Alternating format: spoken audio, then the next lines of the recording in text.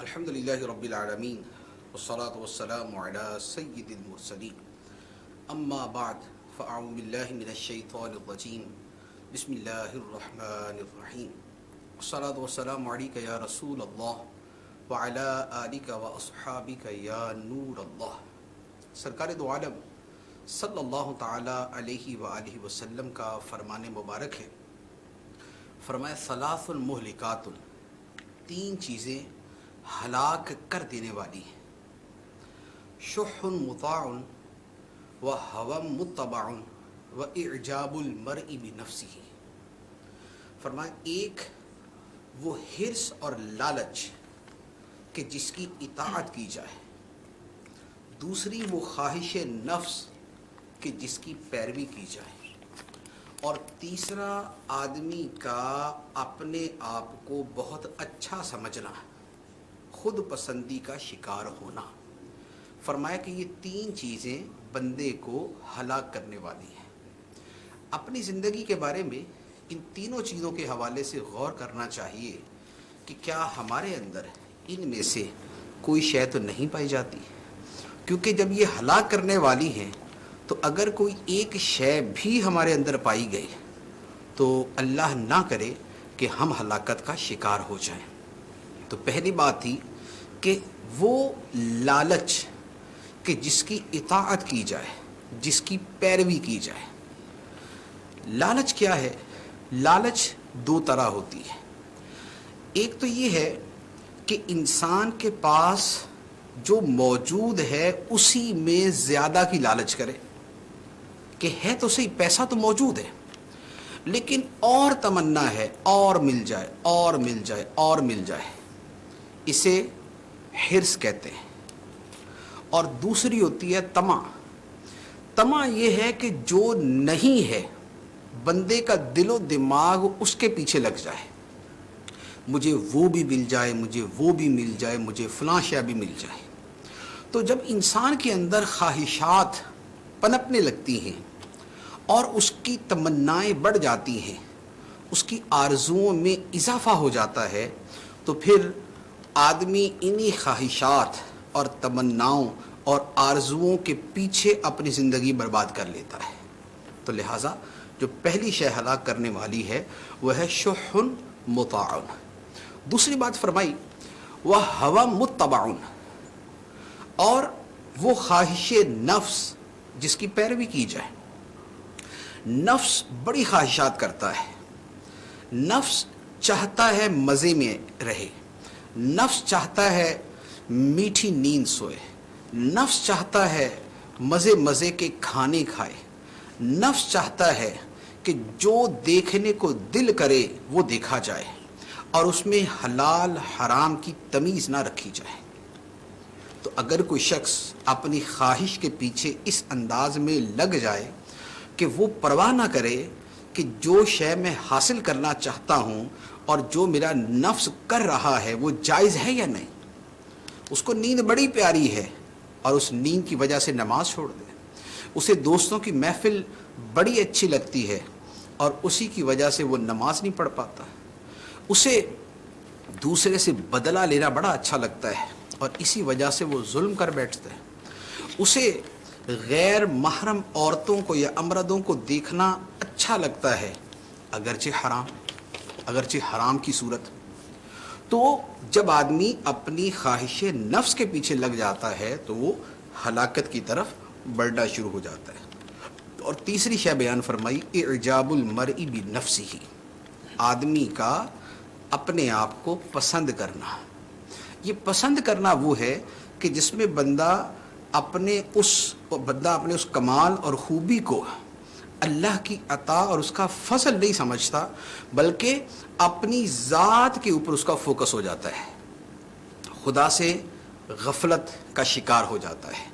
ایک آدمی کے اندر کوئی خوبی ہے، اس کی آواز اچھی ہے، اس کی صورت اچھی ہے، اس کے اندر کوئی سکل ہے، وہ گفتگو کرنے میں ماہر ہے، وہ تقریر اچھی کر سکتا ہے، وہ لوگوں کو قائل کر سکتا ہے، اور ان چیزوں کے اندر وہ اپنے اندر بڑی خوشی محسوس کرتا ہے کہ دیکھو میرے اندر یہ کمال ہے، میں کیسا ہوں، میں ایسا ہوں، میں ویسا ہوں، میں با کمال ہوں، میں با جمال ہوں۔ لیکن ان سب کے اندر جو اس کمال کے عطا کرنے کی نسبت خدا کی طرف کرنی ہے اس سے غافل ہے. تو یہ شے بھی بندے کو خود پسندی میں ڈالتی ہے. یہ خود پسندی ریاکاری کی طرف بھی لے جاتی ہے, یہ خود پسندی تکبر کی طرف بھی لے جاتی ہے, یہ خود پسندی جو ہے وہ یہ اس طرح کے جو باطنی امراض ہیں یہ ان کی طرف بھی لے جاتی ہے, یہ حسد کی طرف بھی لے جاتی ہے, یہ کینے کی طرف بھی لے جاتی ہے. تو نبی پاک صلی اللہ علیہ وآلہ وسلم نے بڑی خوبصورت انداز کے اندر یہ 3 چیزوں کو جمع فرما دیا کہ 3 چیزیں ہلاک کرنے والی ہیں. ایک وہ لالچ جس کی اطاعت کی جائے, دوسری وہ خواہش جس کی پیروی کی جائے, اور تیسرا بندے کا اپنے آپ کو بہت اچھا سمجھنا اور اپنی خوبیوں پہ نظر رکھنا. تو لہذا کوشش کرنی چاہیے, بلکہ ضرور کوشش کی جائے کہ ہم اپنے آپ کو ان برائیوں سے دور رکھیں. اب آپ کے سوالات کی طرف چلتے ہیں. سب سوالات کا سلسلہ شروع ہو چکا ہے. یہ انیک رضا ہیں, یہ کہہ رہے ہیں مرنے کے بعد مسلمان کی روح کہاں ہوتی ہے؟ مرنے کے بعد مسلمان کی روح کہاں ہوتی ہے, اس کے مختلف مراتب ہیں, مختلف مدارج ہیں. بعض وہ مسلمان ہیں کہ جن کی روحیں ان کی قبر کے پاس ہی رہتی. بعض وہ ہیں کہ جن کی روحیں آب زمزم کے کنویں پر ہوتی ہیں. بعض کی روحیں آسمانوں پر ہوتی ہیں. بعض کی روحیں اعلیٰ علیین جو بہت بلند مقام ہے وہاں ہوتی ہیں. جو شہداء ہیں, جو اللہ کی راہ میں شہید ہو جاتے ہیں, ان کے بارے میں حدیث میں ہے کہ ان کی روحیں پرندوں کے پیٹوں میں, ان کے جوف کے اندر رکھ کر وہ عرش کے نیچے لٹکا دی جاتی ہیں. عرش کے نیچے وہ کندیلوں کی صورت میں لٹکی ہوتی ہیں. تو یوں مختلف مسلمانوں کی روحیں ان کے اعمال کے اعتبار سے مختلف جگہوں پہ ہوتی ہیں. ہاں, اب اگر مسلمان تو ہے لیکن گناہ گار ہے, فاسق ہے اور عذاب قبر کا شکار ہو گیا, تو اب اس کی روح پھر دوسرے انداز میں ہوگی. اس کے بارے میں بھی کئی اقوال ہیں. جیسے ایک قول اس میں یہ بھی ملتا ہے کہ یمن کے اندر ایک کنواں ہے جسے چاہ برہوت کہتے ہیں. چاہ کا مطلب کنواں, برہوت نام کا ایک کنواں ہے. تو جو گناہگار ہیں ان کی روحیں وہاں پر ہوتی ہیں. تو اس طرح مختلف صورتیں ہیں مختلف احوال کے اعتبار سے. مفتی صاحب, یہ 1-2 سوالات آئے ہیں تقدیر کے حوالے سے کہ تقدیر کیا ہے؟ زندگی, موت, شادی, رزق, کیا یہ سب تقدیر ہیں؟ اور کیا تقدیر دعا سے بدل جاتی ہے؟ تقدیر کا مطلب یہ ہے کہ اللہ تعالیٰ نے اپنے علم سے جو خدا کو معلوم تھا کہ بندے نے یہ کرنا ہے, وہ اللہ تعالیٰ نے اپنے علم کے مطابق لوح محفوظ میں لکھ دیا. تو وہ لکھا ہوا جو ہے وہ یہ ہے کہ ایسا ایسا ہوگا. تو جو سابقہ لکھا ہوا ہے اس لکھے ہوئے کو تقدیر کہتے ہیں. اور اشیاء جو ہے, جو افعال ہیں, پھر وہ اس کے مطابق واقع ہوتے ہیں. تو اس میں جو سب سے بڑا ڈاؤٹ ہوتا ہے, اچھا تقدیر کے اندر ہر شے لکھی ہوتی ہے کیونکہ لوح محفوظ میں ہر شے لکھی ہوئی ہے. قرآن پاک کے اندر ہے, فرمایا کل صغیر و کبیر مستطر, ہر چھوٹی بڑی شے لکھی ہوئی ہے. تو ہر چھوٹی بڑی شے جو ہے وہ لوح محفوظ میں مستطر ہے, وہ لکھی ہوئی ہے, اور دنیا کے اندر چیزیں اس کے مطابق واقع ہوتی ہیں. لیکن یہ نہیں ہے کہ جیسا لکھا ہے تو بندہ اس کی وجہ سے مجبور ہو کے ویسا کرتا, ایسا نہیں ہے. بلکہ یوں تھا کہ جو ہونا تھا وہ پہلے سے لکھا ہوا تھا. اس کی میں ایک چھوٹی سی مثال آپ کو دیتا ہوں کہ جیسے مثال کے طور پہ یہ جو ابھی اس وقت میں پروگرام کر رہا ہوں, جو سلسلہ اس وقت فیس بک پہ چل رہا ہے میرا, اس کے بارے میں پرسوں سے ہم نے لکھ دیا تھا کہ آج 9:15 بجے یہ سلسلہ ہوگا. تو اب ہم نے پرسوں سے لکھا ہوا تھا, فیس بک پہ اپلوڈ کر دیا, لوگوں کو پتہ چل گیا. اب اس وقت میں اسی شیڈول کے مطابق پروگرام کر رہا ہوں. لیکن یہ نہیں ہے کہ چونکہ لکھا ہوا تھا تو میں اس کی وجہ سے مجبور ہو گیا اور میں اپنے اختیار سے باہر ہو کے یہ کر رہا ہوں. ایسا نہیں ہے. جو میں نے کرنا تھا اس کو پہلے سے ایک جگہ لکھ دیا گیا. اسی طریقے سے جو بندے نے کرنا تھا, جو دنیا میں ہونا تھا, وہ سب اللہ تعالیٰ نے لوح محفوظ میں لکھ دیا. فرق کیا ہے؟ فرق یہ ہے کہ میں نے جو شیڈول لکھا کہ میں آج رات 9:15 بجے یہ پروگرام کروں گا, تو میں نے اپنے اندازے سے لکھا، اور ہو سکتا ہے کہ مجھے ابھی کوئی کام پڑ جاتا تو میں اس وقت نہ پروگرام کر رہا ہوتا، نہیں پڑا تو میں کر رہا ہوں، ہو سکتا ہے کوئی مجھے مسئلہ پیش آ جاتا میں نہ کر سکتا. تو میرا جو اندازہ تھا وہ صحیح بھی ثابت ہوتا، وہ غلط بھی ثابت ہو سکتا تھا. لیکن جو خدا نے لکھا ہے، چونکہ خدا کا علم وہ اس طرح کے تردد کا شکار نہیں ہوتا، وہ قطعی ہے، وہ حتمی ہے، وہ یقینی ہے، وہ لازمی طور پہ حق ہے. تو لہٰذا جو خدا نے لکھ دیا اس کے مطابق ہی ہوتا ہے. لیکن جیسے میرے پوسٹ لکھی گئی تو میں اس کی وجہ سے کوئی مجبور محض نہیں ہو گیا، اسی طرح جو خدا نے لکھا ہے اس کی وجہ سے بندہ بھی مجبور محض نہیں ہو جاتا. یہ عاطف شیخ یہ کہہ رہے ہیں حاطف غیب سے کیا مراد ہے؟ حاطف غیب سے کیا مراد ہے؟ حاطف کہتے ہیں، حاطف بیسیکلی ویسے تو غیبی آواز ہی کو کہتے ہیں، جسے ندائے غیبی کہا جاتا ہے. دیکھیں حاطف کیا ہوتا ہے؟ حاطف عام طور پر کسی فرشتے کی آواز ہوتی ہے کہ وہ ایک ندا کی جاتی ہے اور اس ندا کے ذریعے بندوں کو کوئی میسج دیا جاتا ہے، کچھ کہا جاتا ہے. تو یہ حاطف جو ہے یہ غیبی آواز ہے کہ جو بندوں تک پہنچتی ہے، اور عموماً یہ آواز فرشتوں کی ہوتی ہے. یہ سید اشفاق ہیں، کہہ رہے ہیں کیا تیجا کا کھانا کھا سکتے ہیں؟ تیجے کا کھانا جو ہے، سوئم کا کھانا بھی جسے کہتے ہیں، فاتحہ نیاس بھی کہتے ہیں، لیکن فاتحہ نیاس تو بڑا وسیع لفظ ہو جاتا ہے. تیجا جو ہے وہ تو میت کے تیسرے دن یا دوسرے دن عام طور پہ کیا جاتا ہے. سوئم کا لفظ بھی سوئم بولا جاتا ہے، لیکن عام طور پہ دوسرے دن بھی ہوتا ہے، تیسرے دن بھی ہوتا ہے. تو دیکھیں یہ جو کھانا ہوتا ہے اس کے بارے میں متعدد صورتیں ہو سکتی ہیں. ایک تو یہ ہے کہ یہ محض ایصال ثواب کے لیے ہو، ایصال ثواب کے لیے کھانا پکایا اور وہ لوگوں میں تقسیم کر دیا، لوگوں کو دے دیا، تو ایصال ثواب کے لیے ہے تو پھر اس میں ایسا کوئی حرج نہیں ہے. لیکن ایک یہ ہوتا ہے کہ یہ کھانا بطور دعوت کے کھلایا جاتا ہے. دعوت یہ ہے کہ باقاعدہ اچھا اہتمام کیا جاتا ہے اور لوگوں کو بلا کے کھلایا جاتا ہے، یا ان کو روک کے کھلایا جاتا ہے، یا ان کو کہہ کے کھلایا جاتا ہے کہ جناب کھانا کھائے بغیر آپ نے نہیں جانا، دیکھیں کھانا پکا ہوا ہے، آپ کھانا کھا کے جائیے گا. تو یہ جو دعوت دے کے یوں بلایا جاتا ہے یہ کھانا دعوت میت کہلاتا ہے. اور شرعی اعتبار سے اس کا حکم یہ ہے کہ جو فقیر شرعی ہے، جو غریب آدمی ہے، فقیر شرعی ہے، اسے تو یہ کھانا جائز ہے، لیکن جو غنی ہے اس کے لیے یہ کھانا ناجائز ہے، گناہ ہے. تو لہذا اگر دعوت میت کی صورت ہے تو اس کا حکم جدا ہو جائے گا، اور اگر محض ایصال ثواب کی صورت ہے تو اس کا حکم جدا ہو جائے گا. یہ سوال کر رہے ہیں، کہہ رہے ہیں کیا ابھی جنت اور دوزخ قائم کر دیے گئے ہیں، اور کیا انتقال کے بعد کوئی شخص دوزخ میں بھی جاتا ہے؟ جنت اور دوزخ کے بارے میں ہمارا عقیدہ یہ ہے کہ یہ اس وقت موجود ہیں. جنت اور دوزخ پیدا کیے جا چکے ہیں، یہ ہمارا عقیدہ ہے. اور قرآن پاک سے یہ عقیدہ بڑا واضح طور پہ ثابت ہے. جیسے قرآن پاک کے اندر کئی جگہ یہ فرمایا گیا اعدت للمتقین، جنت تیار کی گئی ہے متقیوں کے لیے.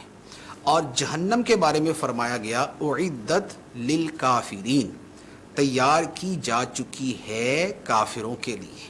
تو لہٰذا یہ جو لفظ ہے یہ ماضی کا صیغہ، یہ پاسٹ سینٹینس ہے کہ یہ تیار کی جا چکی ہیں.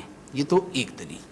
دوسری دلیل یہ ہے کہ قرآن پاک کے اندر کئی مقامات پر یہ واقعہ موجود ہے کہ حضرت آدم علیہ السلام کو اللہ تعالیٰ نے پیدا کر کے جنت میں رکھا اور فرمایا کہ جنت میں جہاں چاہو جاؤ، رہو، کھاؤ، پیو، اور فلاں درخت کے پاس نہیں جانا.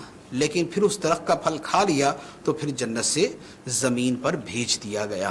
تو یہ جو حضرت آدم علیہ السلام کا واقعہ ہے تو یہ جنت تھی تو آپ اس میں رہتے تھے.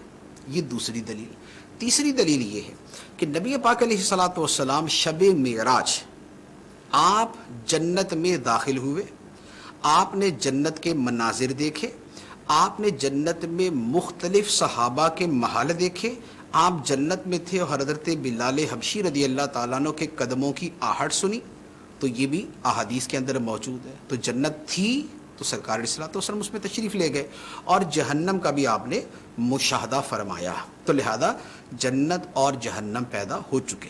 اب رہی یہ بات کہ کیا مسلمان جب مرتا ہے تو وہ کیا ابھی جنت میں چلا جاتا ہے؟ تو اس کے بارے میں یہ ہے کہ ابھی جب مسلمان کوئی فوت ہوتا ہے تو اس کی مختلف صورتیں بنتی ہیں. جیسے یہ کہا گیا نا کہ مسلمان کی روح یہ مختلف مقامات پہ ہوتی ہے. کسی کی آب زمزم کے کنویں پر ہوتی ہے, کسی کی اعلیٰ علیین میں ہوتی ہے, کسی کی کسی اور جگہ ہوتی ہے. تو لہٰذا سب کی روحیں جنت میں نہیں ہوتی. ہاں یہ ہے کہ جنت کی نعمتیں, جنت کی خوشبوئیں اور جنت کی ہوائیں یہ اس مردے کو, اس مسلمان میت کو پہنچتی ہیں.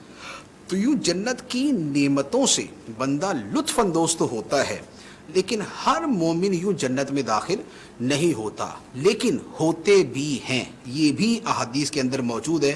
جیسے فرمایا کہ وہ بندہ جو ہر نماز کے بعد آیت الکرسی کی تلاوت کرے, اس کے اور جنت کے درمیان صرف موت فاصلہ ہے.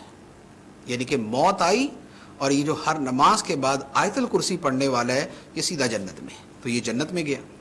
تو لہٰذا موت کے بعد روحوں کا جنت میں جانا بھی احادیث طیبہ سے ثابت ہے. فرق کیا ہے کہ بھئی وہ تو قیامت کے بعد جانا ہے, تو ابھی کیسے چلے گئے؟ تو وہ یہ ہے کہ قیامت کے بعد جو جانا ہے وہ جسم اور روح دونوں نے جانا ہے. قیامت کے بعد, حساب کتاب کے بعد جو جنت میں جانا ہے وہ جسم اور روح دونوں نے جانا ہے. لیکن ابھی جو جنت میں جاتی ہے وہ صرف روح جاتی ہے, بدن نہیں جاتا.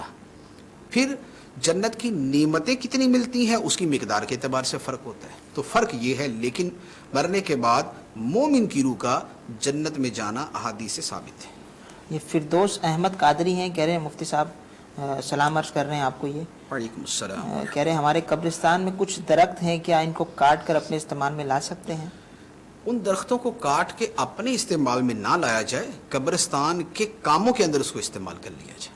صحیح. یہ ملک غلام یاسین ہیں, کہہ رہے ہیں وضو کے قطرے کپڑوں پر اگر گر جائیں تو اس بارے میں کیا حکم ہے؟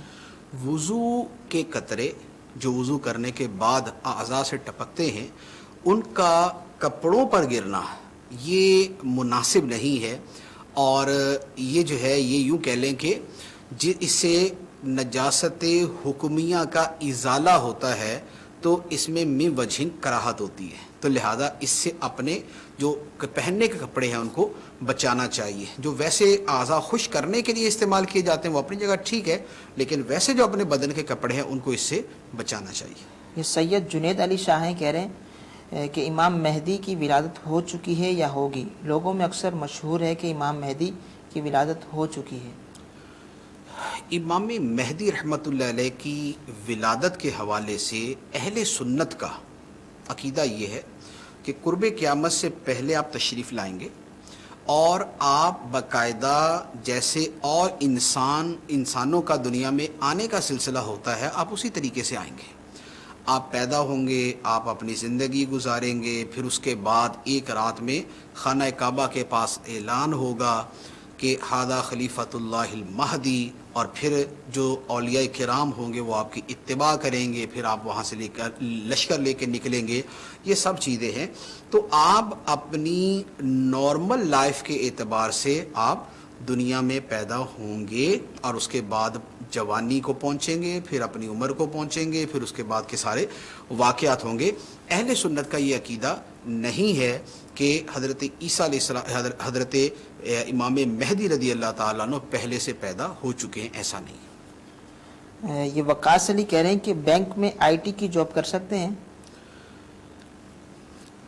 بینک میں آئی ٹی کی جاب جو ہے وہ فی نفسی ہی تو کر سکتے ہیں, لیکن اس کی ڈیٹیل جو ہے نا کہ آئی ٹی کے اندر آگے کیا کیا کرنا ہے, اگر وہ دارالفتہ سے پوچھ کر فتویٰ لیا جائے تو میرے خیال میں زیادہ مناسب رہے گا. آئی ٹی کے اندر تو یہ بھی ہوتا ہے کہ نیٹ ورکنگ کرنی ہے یا سافٹ ویئر انسٹال کرنے ہیں, تو اب اگر اتنا سا کام ہے تو اس کے اندر تو ایسی کوئی چیز نہیں ہے ممانعت کی، لیکن اس سے آگے کی کوئی ایسی چیز بھی ہو سکتی ہے کہ جو ناجائز ہو، تو لہذا پرٹیکولر اپنی جاب ڈسکرپشن بتا کر پھر اس کے مطابق فتویٰ لیا جائے۔ یہ سوال کر رہی ہیں اسلام بہن ہے، تہجد کی نماز سنت ہے یا نفل؟ تہجد کی نماز بنیادی طور پہ تو نفل ہے۔ نفل اس اعتبار سے ہے کہ فرض کے علاوہ جو بھی ہوتا ہے اسے نفل کہتے ہیں۔ تو وطر جو ہوتے ہیں یہ فرض سے ملحق ہوتے ہیں، یعنی جو واجب ہے وہ فرض سے ملحق ہوتے ہیں، فرض نہیں ہوتے، واجب ہوتے ہیں لیکن فرض سے ملحق ہوتے ہیں، لیکن اس کے علاوہ جو کچھ ہوتا ہے وہ نفل ہوتا ہے، لہذا اس اعتبار سے تو یہ نفل ہے، اور قرآن پاک میں اسے بطور خاص نفل فرمایا گیا، فتہجد بہ نافلۃ لک، اضافی نماز۔ لیکن اس اعتبار سے سنت ہے کہ نبی پاک صلی اللہ تعالیٰ علیہ وآلہ وسلم کا یہ معمول مبارک تھا، لیکن چونکہ آپ پر یہ نماز فرض تھی، تہجد کی نماز آپ پر فرض تھی، علماء کی ایک بڑی تعداد اسی کی قائل ہے، تو لہذا اس اعتبار سے اس کا معاملہ نبی پاک علیہ الصلوۃ والسلام کے لیے جدا ہو جاتا ہے، لیکن اسے سنت بھی بالکل کہا جا سکتا ہے، اور یہ سنت بھی ہے۔ اشرف یہ سوال کر رہے ہیں، کہہ رہے ہیں اگر کسی پر قرض ہو تو پہلے قرض ادا کرے یا رائے خدا میں سخاوت کرے؟ کسی پر قرض ہے تو پہلے قرض ادا کرے یا سخاوت کرے؟ دیکھیے اس کا دار و مدار تو نوعیت پہ ہو سکتا ہے، ایک آدمی پہ کروڑوں روپے کا قرض ہے یا بہت بڑا قرض ہے، تو اب اگر وہ تھوڑا بہت بھی اللہ کی راہ میں نہیں دیتا کہ نہیں پہلے میں قرض ادا کروں گا اور اس کے بعد ہی میں اللہ کی راہ میں خرچ کروں گا، تو یہ صورت تو مختلف ہو جائے گی کہ بھئی کسی فقیر کو 10 روپے بھی دینے تو بولے نہیں میرے اوپر قرض ہے، پہلے قرض ہوگا اس کے بعد یہ صدقہ دوں گا، تو ایسا تو نہیں ہے۔ ہاں یہ ہے کہ قرض ادا کرنے کے پیسے بھی موجود ہیں، یا اس کے لیے وہ مناسب انداز میں اہتمام کر رہا ہے، لیکن قرض دے نہیں رہا، واپس نہیں کر رہا، اور صدقہ خیرات ادھر ادھر کرنے میں لگایا ہوا ہے، یہ جو ہے نا یہ بالکل درست نہیں ہے، بلکہ اس کے بارے میں سخت احکام ہیں، حتیٰ کہ حج کے مسئلے کے اندر فرمایا گیا کہ جو بندہ حج پہ جا رہا اگر اس پہ قرض ہے تو اس پر لازم ہے کہ وہ اپنے قرض خواہ سے اجازت لے اور پھر حج پہ جائے۔ یہاں پر موجودہ زمانے میں صورتحال یہ ہے کہ لوگ نفلی حج کر رہے، عمرے کر رہے، اور لوگوں کے قرضے ادا نہیں کرتے۔ میں پرسنلی اس طرح کے لوگوں کو جانتا ہوں، اور آپ بھی اس طرح کے لوگوں کو جانتے ہوں گے کہ قرض نہیں ادا کرتے اور بچوں کو ہر سال عمرے پہ لے کے جا رہے ہیں۔ پوچھے جی وہ قرض؟ ہاں وہ میں بچوں کو عمرے پہ لے گیا تھا نا۔ ایسے عمرے کوئی قبول نہیں ہے کہ جو تقاضا کرنے والا ہے اس کے تقاضے موجود، وہ بیچارہ ڈیمانڈ کر رہا ہے، اسے ضرورت ہے، اور یہ بھائی صاحب جو ہے نا وہ عمرے پہ نکلے ہوئے، تو یہ سخت جو ہے یہ ناجائز ہے۔ نبی پاک علیہ الصلوۃ والسلام نے فرمایا مطل الغنی ظلم، فرمایا غنی آدمی کا ٹال مٹول کرنا ظلم ہے، یعنی ایک آدمی قرض ادا کرنے کی صلاحیت رکھتا ہے لیکن پھر بھی قرض نہیں ادا کرتا اور ٹال مٹول کرتا ہے کہ نہیں پھر دے دوں گا، اچھا وہ فلاں کام پڑ گیا تو یہ ہو گیا تو وہ ہو گیا، فرمایا یہ ظلم ہے۔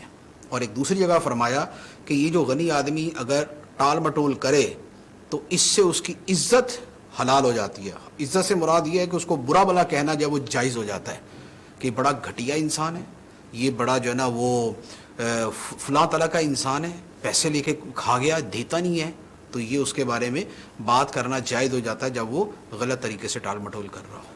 یہ عادل طارق ہیں، کہہ رہے ہیں اگر کمپنی منع کر دے جمعے کی نماز پڑھنے سے تو اس صورت میں، اس حالت میں نماز کیسے پڑھی جائے؟ کمپنی کی بات ماننا جائز نہیں ہوگا، جب جمعہ پڑھنا فرض ہو تو پھر جمعہ ہی پڑھا جائے گا۔ خدا کے حکم کے سامنے کمپنی شمپنی کیا چیز ہے، اس کی کوئی اوقات نہیں ہے۔ یہ ارسلان یوسف کہہ رہے ہیں قربانی کس پر واجب ہے؟ قربانی اس بندے پر واجب ہے کہ جو شرعی اعتبار سے صاحب نصاب ہے۔ صاحب نصاب سے مراد یہ ہے کہ جس کے پاس 52.5 تولے چاندی یا اس کے برابر رقم یا پرائز بانڈ یا مال تجارت ہو، تو اس بندے کے اوپر قربانی واجب ہوتی ہے۔ پھر اس کی اور لیکن یہ تب ہے کہ جب ایام عید میں یعنی 10، 11، 12 ذوالحجہ ان 3 دنوں کے اندر اس نصاب کا مالک ہو، یعنی یہ نہیں ہے کہ 9 کو مالک تھا اور 10 کو جو ہے وہ 10 کو جو ہے وہ فقیر ہو گیا تو اب اس پہ واجب ہو جائے نہیں، ان 3 دنوں کے اندر جو ہے وہ مالک ہونا ضروری ہے. پھر آگے مزید بھی اس کی تفصیل ہوتی ہے کہ آخری وقت تک وہ رہے، یعنی صاحب نصاب رہے. پھر یہ بھی ہے کہ وہ شہر میں ہو، گاؤں میں نہ ہو. شہر گاؤں نہیں، مسافر. یہ ہے کہ مسافر نہ ہو. شہر گاؤں کا فرق نہیں ہوتا، مسافر اور مقیم کا فرق ہوتا ہے کہ مقیم پر واجب ہے، مسافر پر واجب نہیں ہے. یہ ظفر اتاری امریکہ سے ہیں. 6 جولائی کو میرے والد صاحب کی برسی ہے، دعا کی عرض ہے. اللہ تعالیٰ مغفرت فرمائے. یہ مرزا دانش بیگ ہیں، کہہ رہے ہیں موبائل ایپس کے تھرو اپنی پک میں فیس کی جگہ کسی کارٹون کی امیج لگا کر ویڈیو بنانا کیسا ہے؟ یہ تو نوعیت کے اوپر ہے کہ یہ کیا ہے، لیکن بہرحال چہرے کے اوپر جو ہے نا وہ اس کو کیا بولتے ہیں، ایموجی وغیرہ لگا دیتے ہیں تو اس پہ کوئی شرعن گرفت نہیں ہے. اگر اپنی تصویر پہ لگاتا ہے تو ٹھیک ہے، اس نے اپنا چہرہ بگاڑا نہیں ہے، اس کے اوپر ایک اور چیز لگا دی ہے تو اس میں کوئی ایسا حرج نہیں. ہاں دوسرے کسی کے لگا دیں گے اور اس کی دل آزاری کا سبب بنے تو وہ جائز نہیں ہوگا. بعض اپلیکیشن ایسی آتی ہیں کہ ان کو فرنٹ پہ کرتے ہیں تو بلی کتے کا فیس خود کا بن جاتا ہے، تو اس حوالے سے یہ پوچھنا چاہ رہے ہیں شاید. یہ چہرہ بگاڑنے کی صورت بنتی ہے یا نہیں بنتی، شاید یہ دیکھ کر کچھ اس کا آئیڈیا میں عرض کر سکتا ہوں. صحیح. یہ عبداللہ ہیں، یہ کہہ رہے ہیں کہ ماں کو ٹائم دینے کا بہترین طریقہ بتا دیں، آج کل ہر کوئی بیزی ہے، فون پر ہے. کس کو ٹائم دینے کا؟ ماں کو، والدہ کو. والدہ کو ٹائم دینے کا. والدہ کو ٹائم دینا ایسے ہی سمجھ رہے ہیں جیسے نماز پڑھنا فرض ہے تو اس کے لیے بندہ ٹائم نکال ہی لیتا ہے، یا کاروبار کرنا زندگی کے لیے ناگزیر ہے تو اس کے لیے وقت نکال ہی لیتا ہے، یا سوئے بغیر بندے کی دماغ خراب ہو جاتا ہے تو لہذا سونے کے لیے وقت نکال ہی لیتا ہے. تو جس طرح اور ضروری کاموں کے لیے وقت نکالتا ہے، اسی طرح جو ماں باپ ہیں ان کی خدمت کرنا، انہیں خوش کرنا، ان کا دل خوش کرنا، ان کی دل جوئی کرنا، تو اس کے لیے بھی اسی طرح اپنے اوپر پابندی لگا کر وقت نکالنا شروع کرے تو وقت نکل جاتا ہے. صحیح. یہ محمد بلال رضا چشتی کہہ رہے ہیں کہ سجدے کا نشان جو پیشانی پر بن جاتا ہے، اس کی کیا حقیقت ہے؟ سجدے کا نشان جو پیشانی پہ بنتا ہے اس میں کچھ تفصیل ہے. ایک تو یہ ہے کہ آدمی معاذ اللہ خود کوشش کر کے یہ نشان بنائے کہ سجدے کے اندر زیادہ زور لگائے، زیادہ اسے تھوڑا سا رگڑے تاکہ نشان بن جائے تو لوگوں کو یہ پتہ چلے کہ یار یہ تو بڑا ماشاءاللہ کثرت سے سجدہ کرنے والا بندہ ہے. تو یہ اگر نیت تھی اور اس نیت کے ساتھ یہ کیا تو یہ نشان جو ہے نا یہ تو پھر جہنم کا انگارہ ہے. اچھا اسی طرح پہلے یہ نیت نہیں تھی لیکن جب بن گیا تو اب اس پہ خوش ہوتا ہے کہ لوگوں کو پتہ چلتا ہے جناب میں تو بڑا سجدے کرنے والا ہوں. تو اب بھی یہ نشان جو ہے یہ نار کا نشان ہے، آگ کا نشان ہے. تیسرا یہ ہے کہ اپنے قصد سے نہیں کیا اور نہ ہی بعد میں اس پہ خوش ہوتا ہے، اپنی طرف سے اس نے سجدہ کیا اور اب اس کی جو فزیک ہے، جو اس کی سکن ہے وہ ایسی ہے، یا جس جگہ وہ نماز پڑھتا تھا وہ نماز کی جگہ ایسی تھی کہ اس کے نشان بن گیا، تو یہ ایک اچھی چیز کی علامت ہے کہ یہ سجدے کا نشان ہے. تو یہ اچھی چیز ہے، اس میں کوئی حرج نہیں ہے. بعض علماء نے اسے قرآن پاک کی آیت سے بھی استدلال کیا ہے، سیماہم فی وجوہہم من اثر السجود، کہ ان کی نشانی ان کے چہروں میں سجدوں کے نشان سے ہوتی ہے. تو بعض علماء نے یہ فرمایا کہ یہ جو قرآن کی آیت ہے کہ سجدوں کے نشان سے ان کے چہروں پہ نشانی ہوتی ہے تو اس سے یہ والی نشانی مراد ہے. یہ بعض کا قول ہے، سب کا نہیں ہے. اکثر کا یہ ہے کہ چہرے کی نورانیت اور خود بذات خود چہرہ بتاتا ہے یہ بندہ سجدے کرنے والا ہے. تو لہٰذا نیت کے اوپر ان چیزوں کا دار و مدار ہوتا ہے. فی نفسی ہی یہ نشان نہ محمود ہے نہ مذموم ہے، لیکن کوشش یہ کرنی چاہیے کہ یہ نہ بنے، کیونکہ ہمارے ہاں بنتے وقت تو نہیں پتہ چلا، بعد میں نیت بگڑتے پتہ نہیں چلتا. قلب پہ ہمیں اختیار نہیں ہے، علم ہمیں اتنا ہوتا نہیں ہے، ریاکاری کی باریکیاں ہمیں پتہ نہیں ہوتی، تو کب حب جا آ جائے اور کب ریاکاری آ جائے کوئی پتہ نہیں ہے. تو لہذا اس کے بنانے سے بچنا چاہیے. جو سجدے کا حکم ہے کہ پیشانی زمین کی سختی محسوس کرے وہ ضرور پورا ہونا چاہیے، لیکن اس سے زائد جو ہے نا وہ کچھ نہیں کرنا چاہیے. یہ نعمان نومی ہیں، کہہ رہے میرا سوال یہ ہے کہ جب تک پیارے آقا صلی اللہ علیہ وسلم کو دنیا میں نہیں بھیجا گیا تھا تو اس سے پہلے بھی مسلمانوں کو مرنے کے بعد حضور صلی اللہ علیہ وسلم کا دیدار کروایا جاتا تھا؟ نبی پاک صلی اللہ علیہ وآلہ وسلم کی تشریف آوری سے پہلے قبر میں میت کو کیا نبی پاک علیہ السلام کی زیارت کروائی جاتی تھی؟ تو دیکھیں اس کے بارے میں یہ تو واضح ہے کہ نبی پاک علیہ السلام کا جو دیدار ہے قبر میں وہ تو صرف اس امت کو کروایا جاتا ہے، صرف اس امت کو، پہلی امتوں کو نہیں۔ ہاں پہلی امتوں کو کیا کیا جاتا تھا اس کے بارے میں دو قول ہیں۔ ایک تو یہ ہے کہ ہر امت کو اس کے نبی کا دیدار کرایا جاتا تھا، اور دوسرا یہ ہے کہ پچھلی امتوں کے اندر یہ جو نبی کی پہچان والا معاملہ تھا یہ دیدار کے ساتھ نہیں تھا۔ تو سابقہ امتوں کے بارے میں اختلاف اقوال ہے، لیکن یہ طے شدہ بات ہے کہ پچھلی امتوں کو قبر میں ہمارے نبی صلی اللہ علیہ وسلم کا دیدار نہیں کروایا جاتا تھا، یہ ہماری امت کے ساتھ ہی خاص ہے۔ صحیح۔ محمد بلال ہیں، کہہ رہے ہیں اگر انسانی بال پانی میں گر جائے تو پانی پاک ہے یا نہیں؟ انسانی بال پانی میں گر جائیں تو پانی پاک ہے۔ یہ سید زہیب الحسن کہہ رہے ہیں کیا صدقہ جاریہ بھی سید پر حرام ہے؟ صدقہ واجبہ سادات پہ، اور صرف سادات پہ نہیں بلکہ تمام بنو ہاشم پر حرام ہے۔ تو صدقہ واجبہ زکوٰۃ ہے، فطرہ ہے، یا مختلف کفارے ہیں، یہ سارے کے سارے جو ہے اسی کیٹیگری میں آتے ہیں۔ صحیح۔ یہ اسلامی بہن کہہ رہی ہیں کہ اگر نیک انسان کی نزع کی کیفیت کیا ہوتی ہے، اور کیا اس سے قبر کے سوالات بھی ہوتے ہیں؟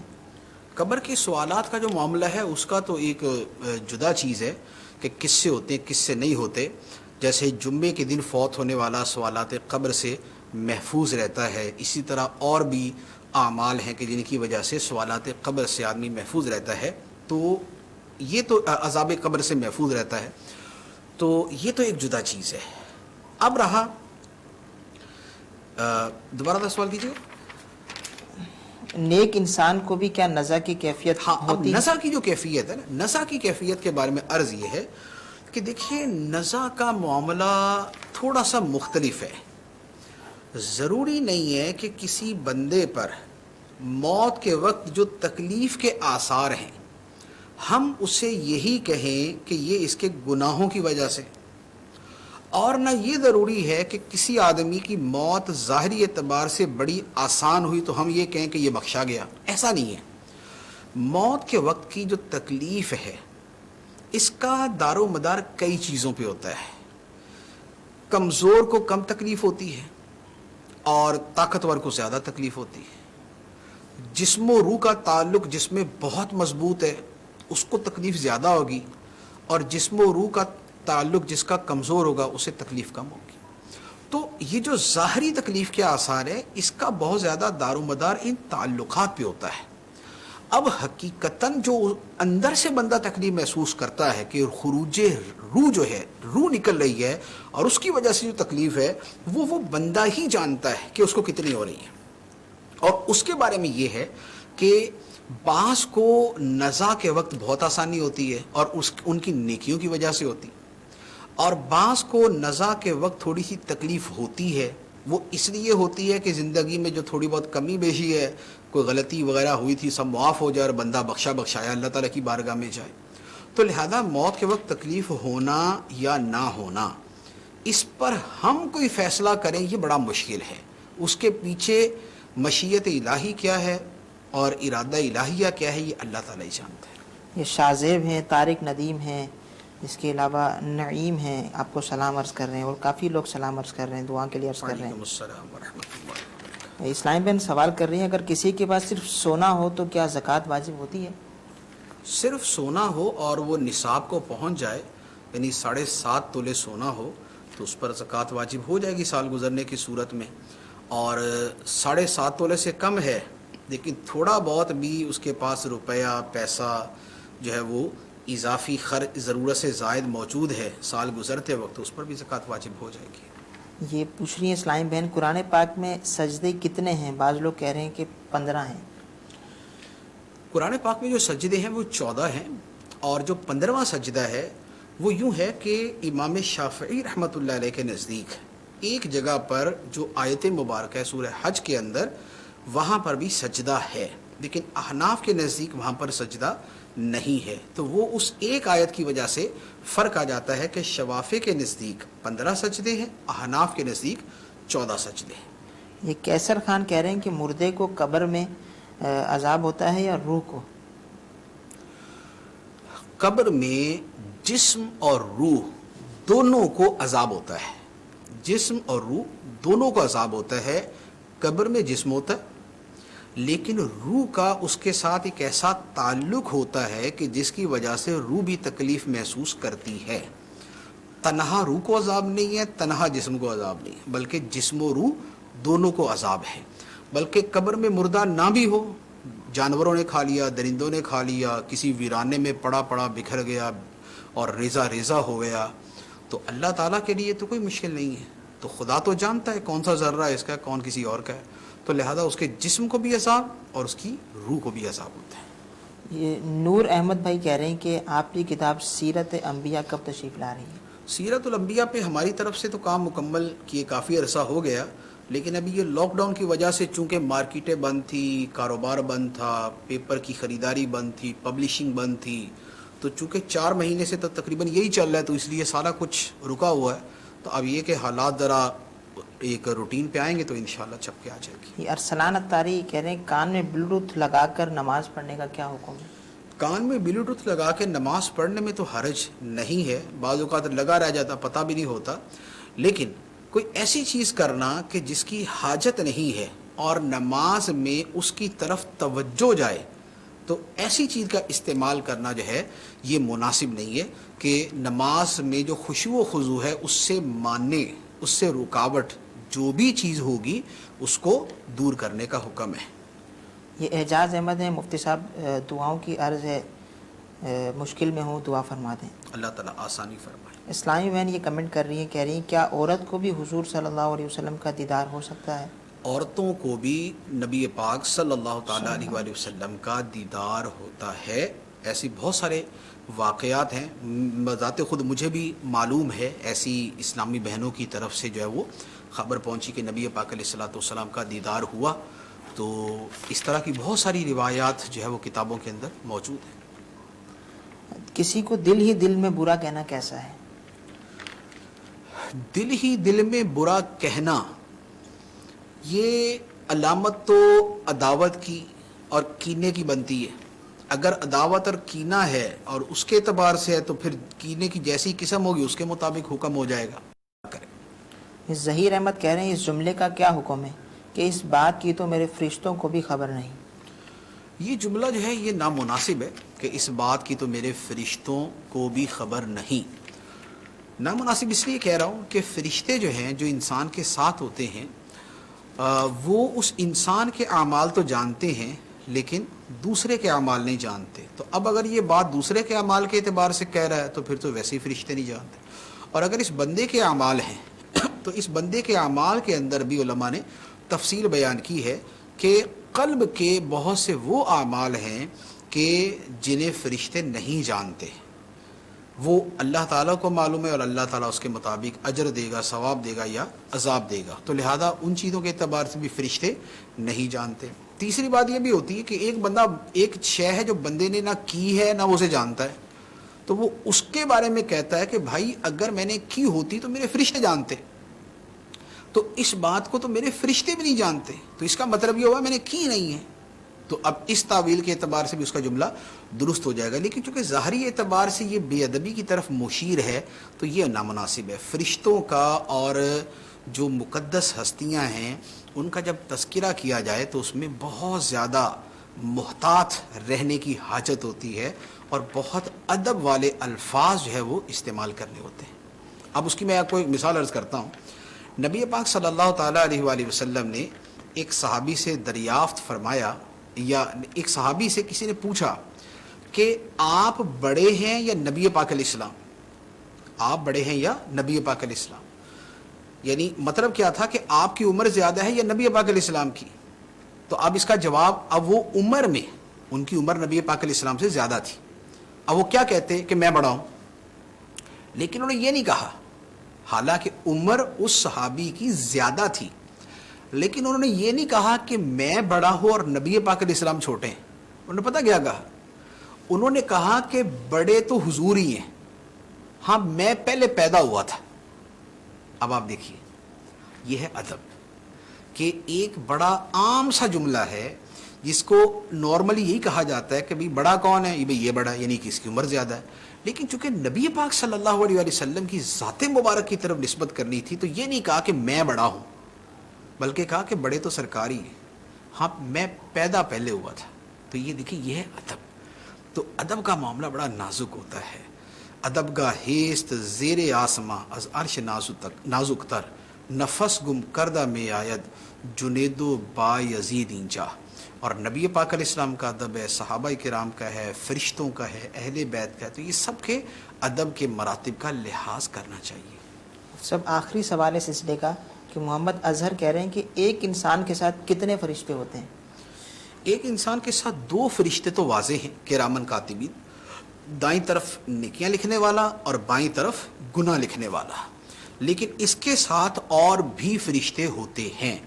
انسان کی حفاظت کرنے والے فرشتے بھی ہوتے ہیں، انسان کے دل میں نیک خیال ڈالنے والے فرشتے بھی ہوتے ہیں. تو اس طرح ایک اور بڑی تعداد ہے فرشتوں کی جو انسان کے ساتھ ہوتی ہے. اللہ تبارک و تعالی ہمیں علم دین سیکھنے اور اس پر عمل کرنے کی توفیق عطا فرمائے. آمین بجاہ النبی الامین صلی اللہ علیہ وسلم.